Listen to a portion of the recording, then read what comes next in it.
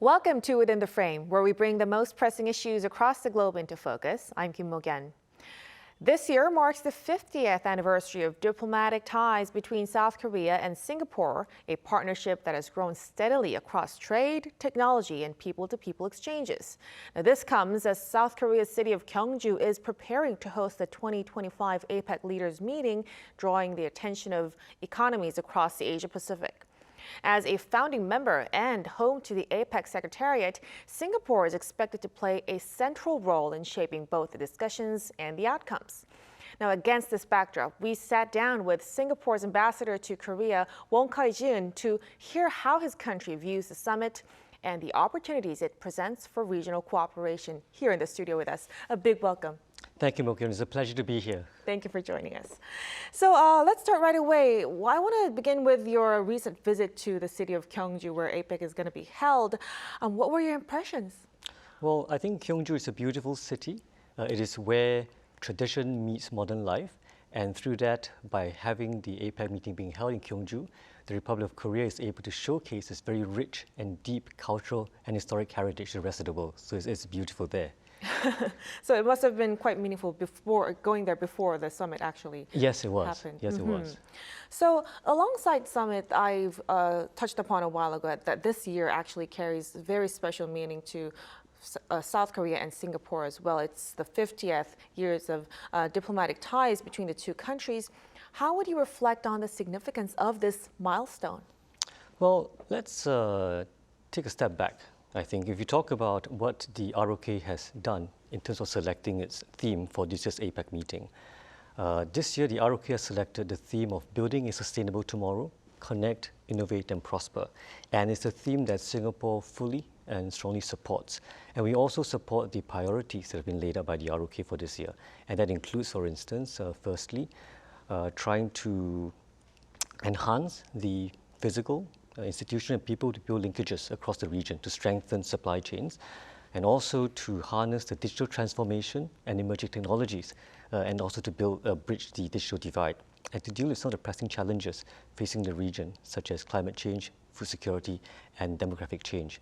So in this context, if we look at what the ROK has managed to achieve in the past year or so, there have been a lot of different meetings that the Korea has hosted, and that has involved officials, experts and ministers from all 21 member economies.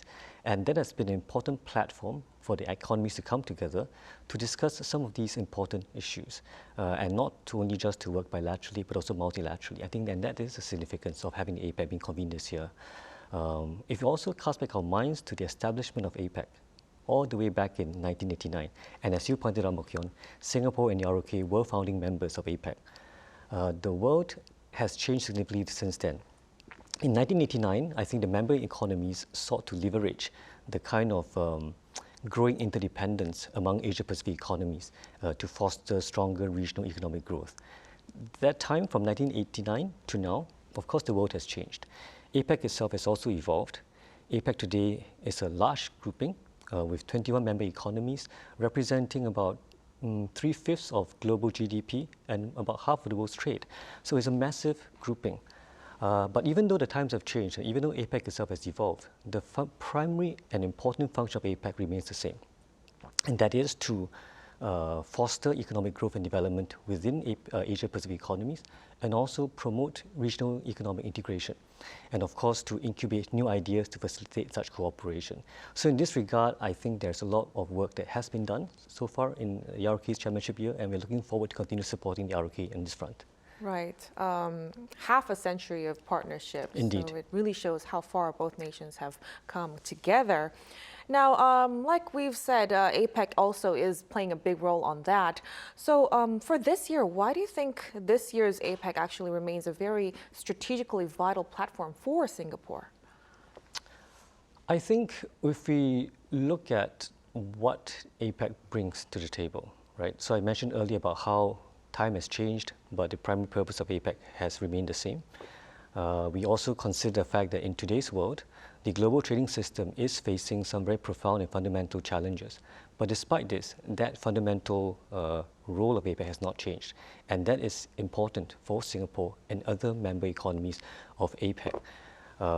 the APEC meeting that the ROK will convene this year will bring together leaders from the 21 member economies to discuss very important issues.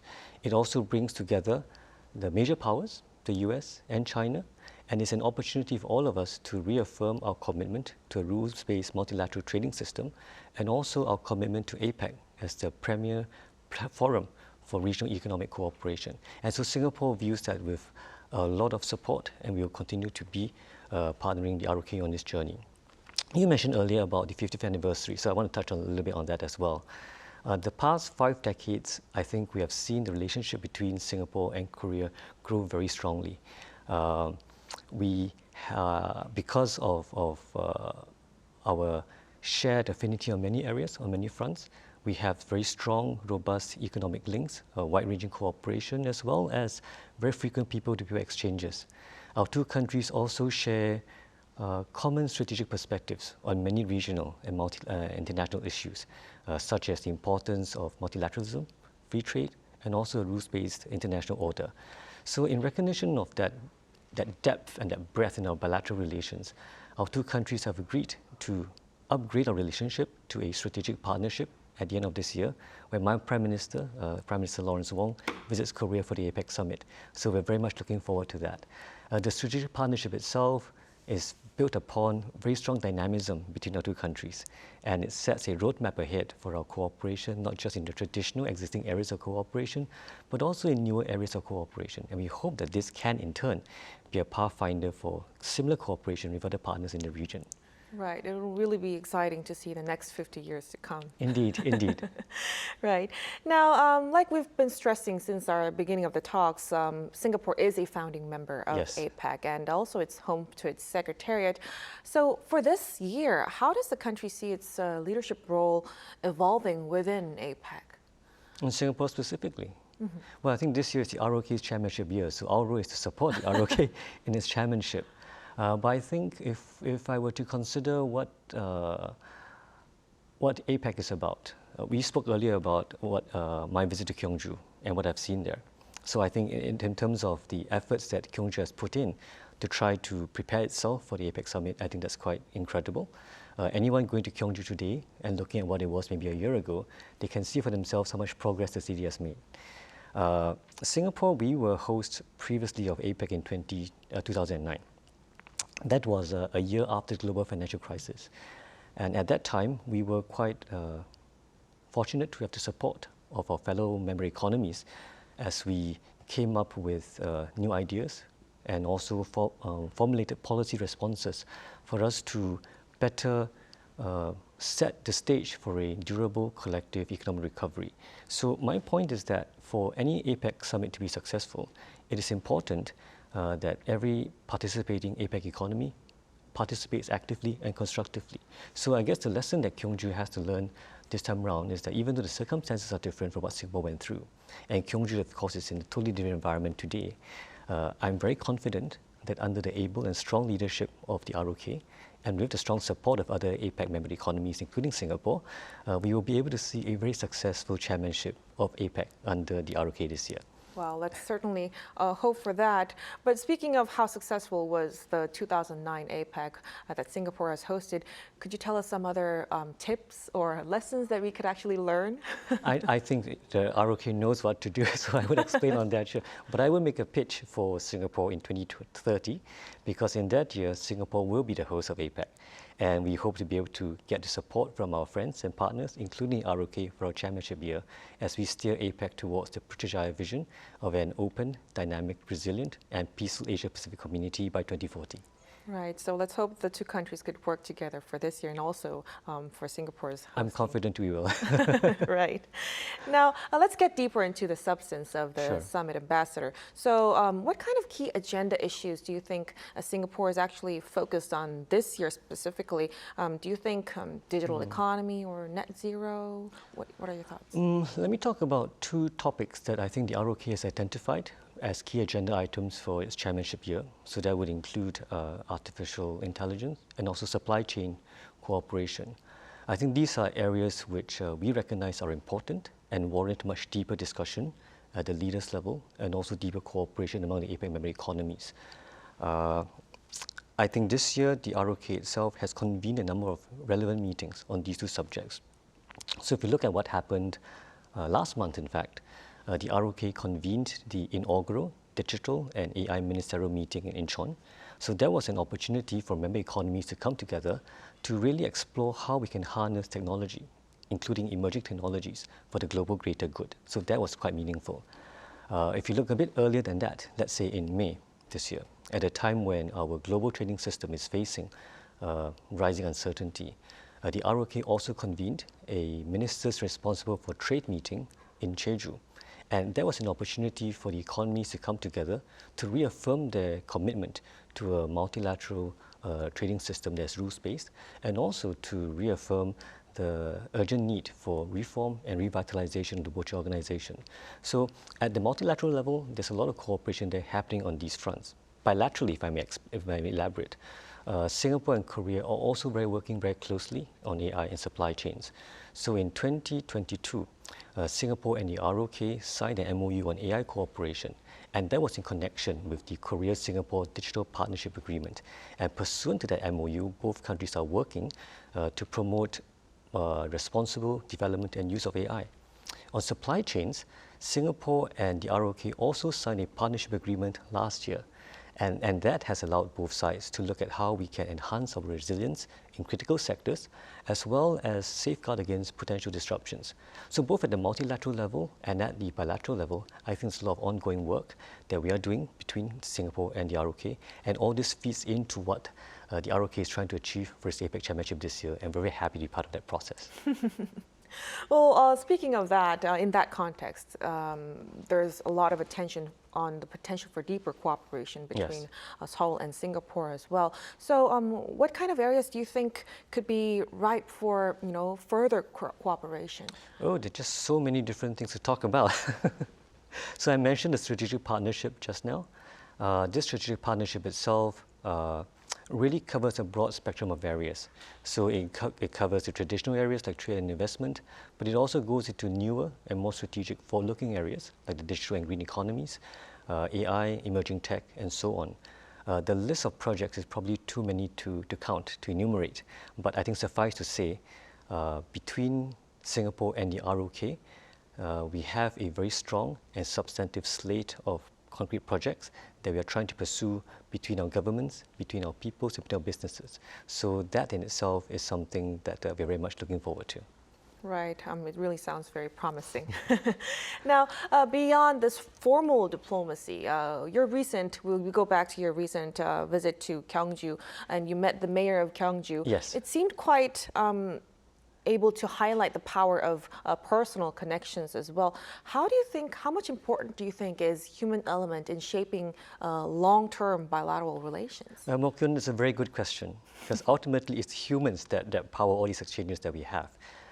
If I can make reference to some of the social cultural events that we have been organizing here in Seoul by the Singapore Embassy. In April, for instance, the Singapore Embassy in Seoul hosted a special dance performance by a Singapore leading contemporary dance troupe called The Human Expression, and the performance was conducted at the Sejong Center for Performing Arts.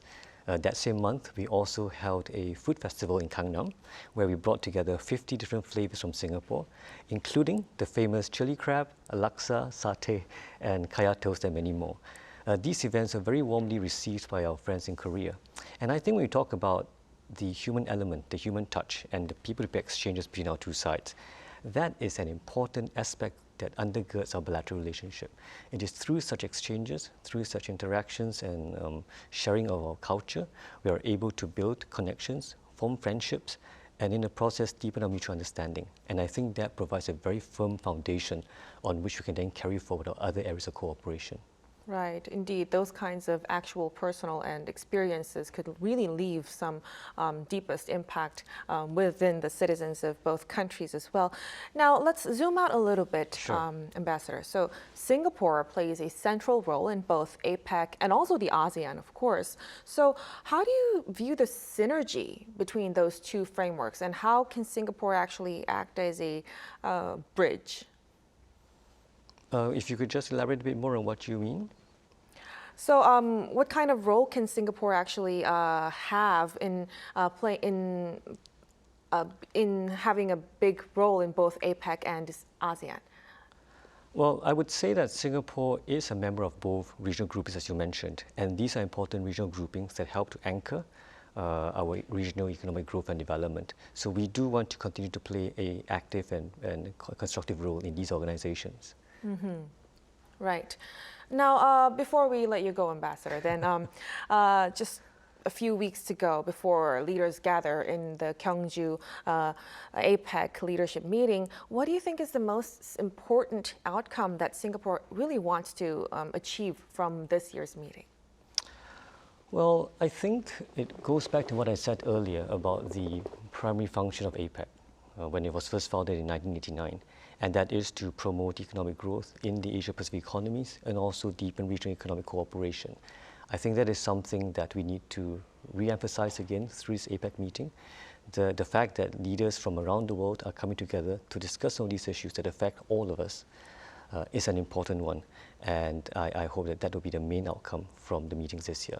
And like I said before, we are quite confident of the ability of the ROK government to run this chairmanship year well, and we hope to be able to play our part to support that. Right, we will definitely be having a close watch on the summit to come. Ambassador, we really appreciate your insights tonight. Thank you so much for your time. Thank you, Mok-yeon. It's a pleasure to be here. And that'll be all from us from within the frame. Thank you for joining us, and be sure to tune in again next time as we continue to explore the stories that matter. Until then, stay informed and engaged.